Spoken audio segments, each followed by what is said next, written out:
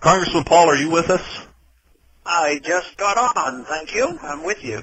Great timing. We're so pleased to have you with us on this program today and get a chance to catch up with you about all the activity in Washington, to find out what the near term holds for the United States and for the United States budget, and where we're going fiscally in this country. Congressman Paul, I saw a Senate proposal yesterday, and I wanted to get your read on it from Senator Coburn. Okay. You asked me about that, or? Yes. Okay, I haven't gone over that in detail. I heard somebody doing an analysis, a CBO or somebody, said it wasn't saving quite as much money as he said, but I don't think I can give you a good comment on it, but anything that suggests cuts, and his sounded like a major cut, so let's hope that the momentum is building in that direction. Well, do you think it is? Does it seem to be that way in the House as well? Is there a realization that that spending badly needs to be cut in this country? Is it growing? Well, yes, it is. I'm not all that happy with what we're doing on the floor right now with the bill, because the sentiment's there, the rhetoric is very strong, but the bill doesn't do anything. So, except it continues a $1 trillion deficit. At the same time, it raises the national debt by $2.4 trillion, and that's not what I've been agitating for. I want no increase in the debt, and I want to have some real cuts. But the rhetoric is good. They're responding to the people's concerns, and people who would be listening to the debate would say, this is a good step forward, but quite frankly, I don't think it's much of a step at all. Yeah, it seems to be it's the same old syndrome that they want to get us through the next election in 2012 and to raise the debt ceiling enough to cover that. But as far as people that hold 30-year United States government bonds, nobody's really concerned that those bonds will be worth anything when they're redeemed in 30 years or in 10 years for 10-year bondholders, for that matter. No, if the markets were concerned, the interest rates would be going up, and they haven't been going up. They know they're going to get paid. And, I've made the suggestion, and I've gotten a pretty strong defense from the free market economists that, you just need to get a temporary reprieve until we got our house in order. Just write off all those debts to the Federal Reserve. They have $1.6 trillion. They bought it with money out of thin air. Why should that be on the books, and why should we worry about paying them interest? Because that's all gimmickry. So that would be one thing that we could do. But I think the bondholders know that they're going to get paid. And even the Social Security recipients, even though they're scared, a lot of them, they're going to get paid. And my expression today was my concern about being paid with what? With money that has no value. That's where the real default is. That's where it's coming. We will not default on not paying the bills, but we will default on paying them off with bad money, because we won't quit spending the money and we keep these deficits very high. And because we've been defaulting in that fashion literally for 100 years in any event. The defaults have been, quite regular. In the 30s we did it, and in the 60s with the silver, and then in the 70s with gold again. So that is common practice. It's not like this would be the first time, but I just don't think the default is going to happen. They're already $75 billion over the debt limit, and they find ways of doing that. Mm-hmm. And this arbitrary date of August 2nd, I think that's the date everybody wants to start on their junkets and get ready, so that's why the deadline is out for that date. But but I don't know if anybody knows exactly how this is going to come about. But Obama says he wouldn't take a temporary increase. If August 2nd comes and they haven't done it, they'll do just like they do with those CRs. All right, let's do it. Continuing CR for a week or a month or 6 weeks or whatever, and just raise the debt limit. Something like that could happen this time. But I think the debate, in spite of the fact that it doesn't go exactly the way I would like, I think it's a good debate. People in this country are starting to realize how serious it is. We don't have serious answers, but the people know that it's something serious. I think it has been reflective in the Tea Party movement and the new members of Congress. But we still have a ways to go before the people will accept, the reforms that we need. And the point I made in my 5 minutes today was that none of this is very meaningful unless the American people and the Congress get together and decide what we should do as in our government. As long as the people expect us to and support and agitate for policing the world and also never question the entitlement system, nothing's going to improve. That's when we will literally destroy the money and have runaway inflation. So this blaming I get so tired of this, Republicans blaming the Democrats and vice versa, like one is good, the other is bad. But, the people have a lot of responsibility, too, because over all these decades, it's been the people who re-elect all the congressmen who vote for all this stuff. So, if it was just the Congress totally independent, it had been routed a long time ago. But the fact that some were routed last year, maybe the people are waking up and say they've had enough.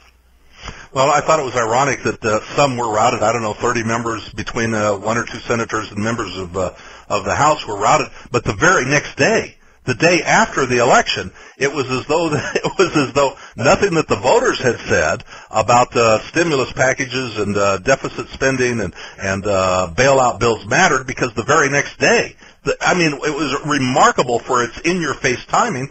The Federal Reserve announced QE2 the day after the election.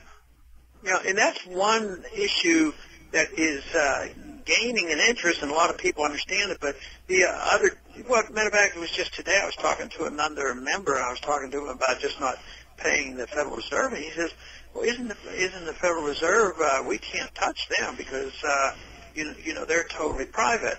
And some people get confused on that. It was created by the government, and we don't have to play their games, and we can rewrite the rules. But he thought they were untouchable. And some people believe that, but I believe if we ever get them exposed, they'll be very touchable because the American people will be outraged. And those numbers are growing because of how they were able to create trillions of dollars and bail out banks, not only in this country, but overseas as well. You would think that at least members of the Congress would have noted what few disclosures we were able to get out of Dodd-Frank or whatever it was, the little that we learned, and how shocking it was about them acting as the central bank of the rest of the world and, transferring wealth. And you get stories about Goldman Sachs paying back its TARP loan, and then you look a little deeper and you realize the only way they paid it back is the Fed stepped in and bought a bunch of, worthless or toxic paper from them and transferred onto the balance sheet of the Federal Reserve. The closer you look, the worse it is. But you would think that people in Washington who are closest to it would be the most aware. You'd think so, and the same thing with the banks. We bought up all those assets that had no value, and then the banks didn't have to go into bankruptcy, and then the banks started borrowing money at 0%, and they're back making billions again. And the Democrats don't say anything about that, but they're anxious to say, well, we got to tax those corporations that are making profits now. But why don't they just quit bailing out their friends? And it's done by both parties, Wall Street and the banks. Sure. They're pretty well protected.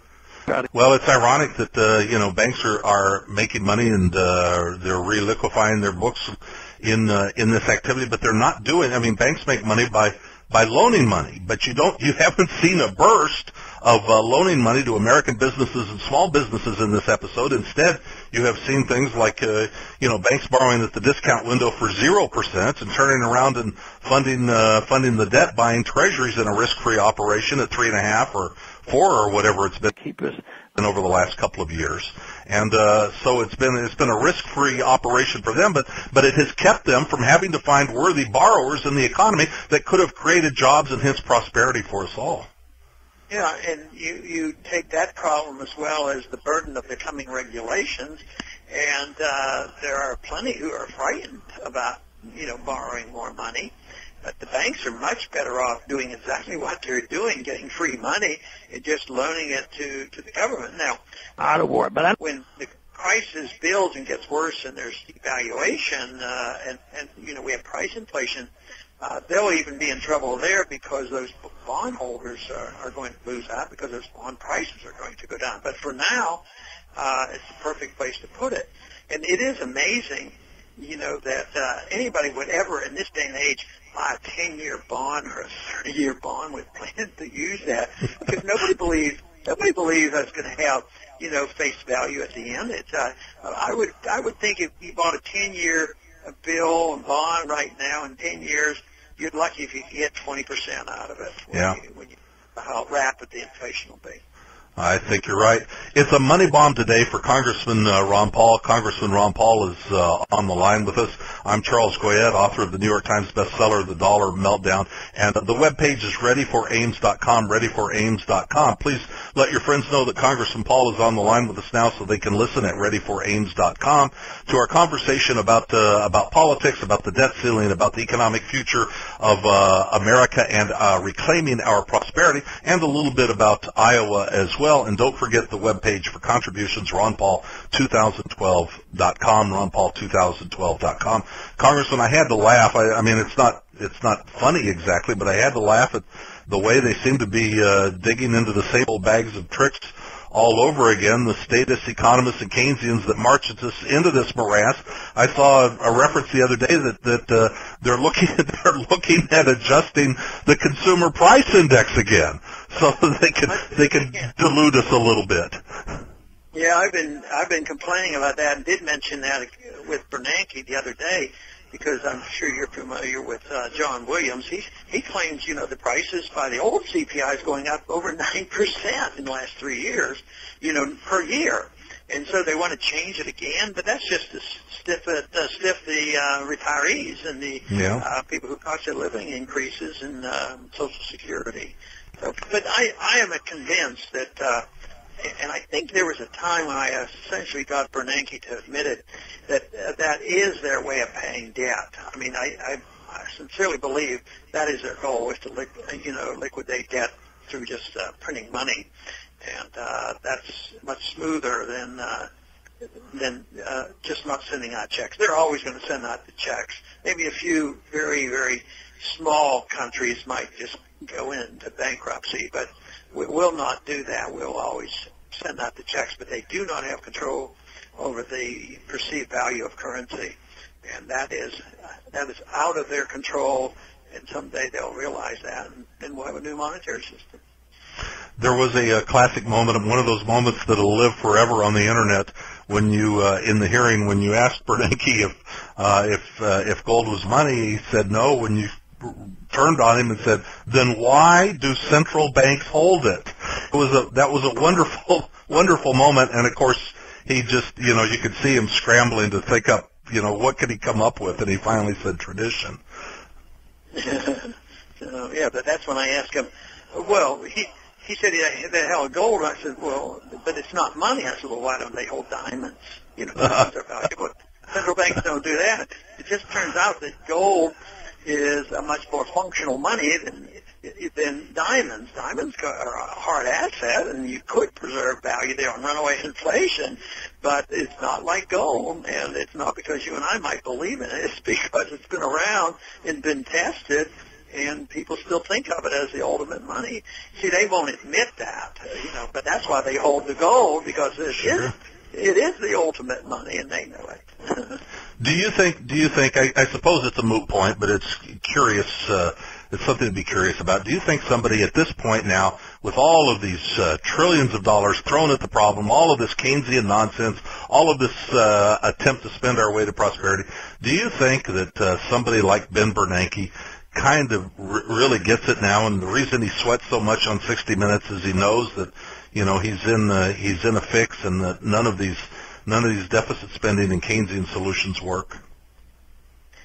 I keep thinking about that, but I think he's incapable of accepting that. Can you imagine, can you imagine one of us saying, well, we've thought about this for a long time, and in the period of time between 1980 and the year 2000, gold prices didn't go up by dollars. And it was sort of, people question, well, they're still printing money. Why isn't it going up? Maybe we're all wrong on that. Would we have been easily convinced? No, I think he is hardcore. I think he believes it. I think he cannot reject all his so-called scholarly work, all his teaching and writings. I don't know how a person could do that. I would maybe think that before Greenspan dies, he might come around to going back to his roots. Mm-hmm. But I think they sort of brainwash themselves, that they cannot change. What kind of response have you gotten to your wonderful suggestion about rescinding the $1.6 trillion debt to the Fed? Have you heard underground from? I bet that must have caused a tremendous amount of consternation within the Fed. What are you hearing, maybe from that channel, but certainly from your colleagues in Washington? Not much. A lot of them are very confused about it and think that they don't want to disrupt the Fed. They don't have a real grasp of that, so I haven't had too much. I was more pleased with the many good economists of the Austrian stripe came and actually dug up some of Murray Rothbard's stuff and defended me on that because, just common sense tells you that why should that be a real asset that has to be paid by the taxpayer? I've always assumed, if we had a monetary reform, there'd be no reason to pay it off. But because of this debt increase need, I thought, well, why don't we, it was sort of something I threw out there. Then I got to thinking, well, that would if we were serious here to do the right thing, that would give us a year to figure out what to do and, get the cuts done. But I don't think they're going to accept it. I don't think they're serious about it. But maybe somebody will think more about the Federal Reserve because they've heard about it. Well, people are thinking more about it. I know you know that, and I've heard you talk about, the students, and I've seen them myself come out to greet you, and it's in the Fed. And I see the opportunistic politicians that have had an opportunity to be helpful in restoring America's prosperity, and in fact, even prohibiting a lot of this nonsense from happening over the last 10, 20, or 30 years. I see, in fact, just give you an example, with a wet finger in the wind, I saw Newt Gingrich criticize the Fed for the first time in his life the other day. Yeah, and he called for the audit. And before he did that, we were at a debate, and he came over and said, "Ron," he says, "you've convinced me." He says, "I think we do need to audit the Fed." so he's starting to use it. Well, that's good. And you recall, 4 years ago, they were snickering and laughing. Of course, oh yeah, all of us in our camp were complaining. I mean, how many years did you know there was a housing bubble? You knew about it for a good many years. So many people knew about it. But it did give our whole movement a lot of credibility. That it's only the free market Austrian economists that recognized that there was a bubble out there. So, but I keep saying, even in committee, I said, why don't you go to the people who predicted it correctly and ask them what to do instead of just continue to do the very things that caused the crisis? Yes. They didn't change anything. They're still spending and borrowing and printing and regulating, and so they haven't learned a thing yet. Well, a prophet is without honor in his own land, as they say. I know people that are listening online want to hear from you, want to find out about some of the nuts and bolts and the inside nitty-gritty stuff about the campaign. So how is it going this year? Can you contrast it with 4 years ago? Yeah, that's easy. Some people ask me about how it's doing. I said, very well, but compared to what? And I always want to. And compared to 4 years ago, it's a different world completely. Not only is it a different economic climate, a political climate, but the views now are so much more accepted, by the population. And also our organization is better. It wasn't like we quit and went away. Our supporters have stuck together. We've had the Campaign for Liberty. Our numbers have grown, and the fundraising is very good. We've already started with TV ads, and I've heard essentially all favorable results. Unfortunately, it brought up the subject of why didn't you do some of those good ads last time around? But maybe it takes a little bit of extra effort. But I'm really pleased with the ads. We're getting nothing but favorable responses, and it will help us raise money too to keep those ads coming. Mm-hmm. I do know, for example, in places like Iowa, where we are focused today in our fundraising efforts, that you are getting, you're getting help from people that are kind of would be thought of as establishment party people who see the wisdom of what you've been talking about all these years. and that pleases me, although, we have a lot of independents and even Democrats come over. We have a lot of young people. But now we're going and have been in this last 6 months or so, been invited to many of the Republican, party functions where before we'd be excluded. We wouldn't be invited. We weren't allowed one debate, key debate. I was excluded both in New Hampshire and Iowa. I don't think that's going to happen because people said, I don't know whether they were kidding me or what. They said, it looks like Ron Paul is now going mainstream. Well, maybe the other people are going mainstream. I think the river diverted course your way, and that's the mainstream now. However, right? We'll get there. Yeah, however we get there is how we get there. Well, tell me about the operations in Iowa. I know you've got good people out there, and you'll be there again. And I see your son Rand will be there in a couple of days as well. Right, he's a hard worker, and he's out there beating the bushes for our cause. And the Ames straw vote is the 13th of August. And I think a lot of the family's going to be out there that week. And there's a debate before that. But I think I go once or twice even before that. We've been going to Iowa and New Hampshire just about every week now. And that makes a big difference. And they've added them up, and I think I've been to both New Hampshire and Iowa many, many times more than I went the entire campaign last time. So one thing is that we know that it takes a lot of hard work. I'm not running two campaigns this time, which helps. So I think everybody's very optimistic about what's happening.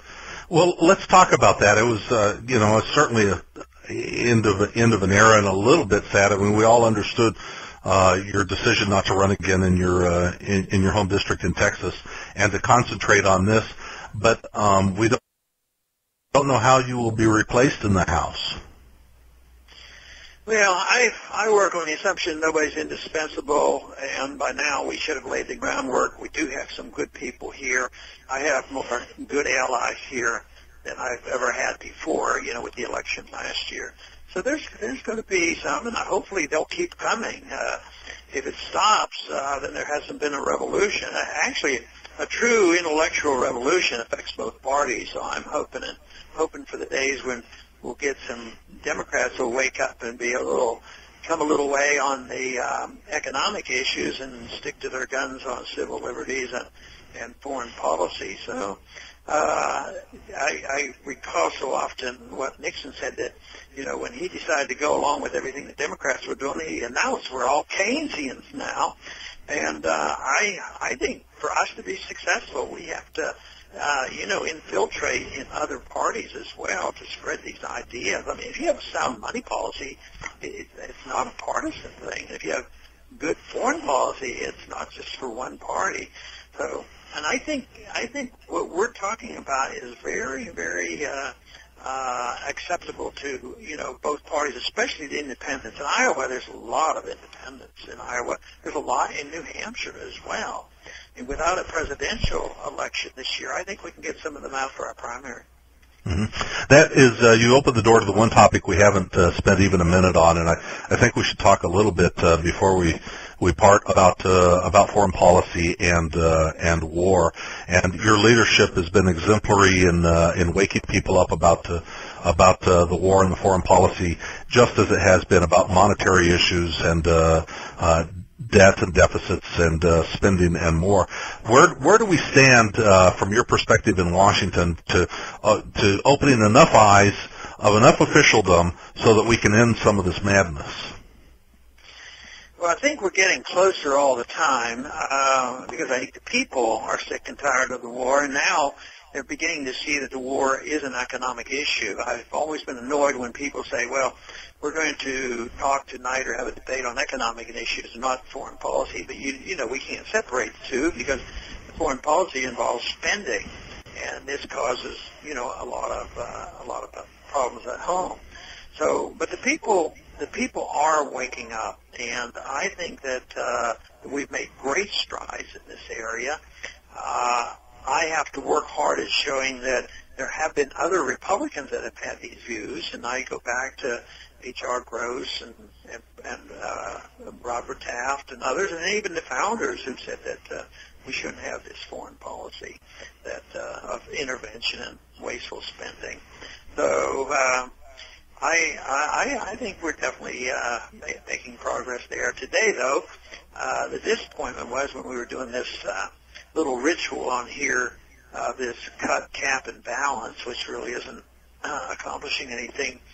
The cuts were very, very meager, but not one penny was cut on the militarism. It's all the other stuff. Which, and I think if you look at it just even politically, I would think the average person on the street today that's hurting, if you knew you could cut hundreds of billions of dollars from overseas and just bring troops home, I think that has a powerful political impact. Even if you didn't get rid of your troops, just tell them, why are they spending all this money in Germany? Germany likes it. People in Japan likes it. All that money being spent there. But it's an issue. But so far, leadership on our side of the aisle have not caught on to this yet. Well, they will. I mean, the truth always comes out eventually. Congressman Paul, it's a great pleasure to get an opportunity to speak with you again, and you have so many admirers around the country and people in your corner that are willing to help out, to contribute right now to help get a victory in the Iowa straw poll. And we thank you for being with us on this program today. We thank you for what you do, giving voice to the principles and the issues that concern so many of us in this country and really concern the whole country and little children on the playgrounds of America today and their future prosperity. Nobody has championed our prosperity and freedom like you have. Nobody in my lifetime like you have. And we're so grateful to you, and we wish you the best of luck in this race. Thank you very much, and thank you for all your hard work. Congressman Ron Paul today, and a great opportunity to speak with Congressman Paul, and a great opportunity now to make a contribution. Yes, in this moment, a great opportunity to help out. Everybody can help out. People listening to this program, you don't have to be a citizen of Iowa to help win a victory in Ames, Iowa. The first step to victory in the long presidential campaign of Congressman Ron Paul, to help win a victory in Ames, Iowa at the Iowa straw poll. You can help by making a contribution to this money bomb today at, as you know, readyforames.com, AMES. That's the name of the town.